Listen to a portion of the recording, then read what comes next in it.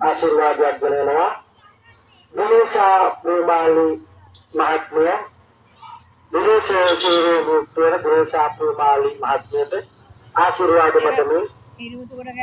අද ඒ පුරාපේ කරන අවස්ථාවේ පුරාත්මක ආශිර්වාද ලැබෙනවා කිසිම දුකක් කරදරයක් නැතුව ඒ විදේශ වැඩකටයුතු ප්‍රසිද්ධ කරගෙන යන පස්සේ ධෛර්ය වාසනාව ලැබේවා කියලා අපි ඉච්ඡිතින් මේ විදිහට ප්‍රාර්ථනා කරමු. මේ ආශිර්වාදයේ ගුණ මුදු කරනවා මේ විදිහට.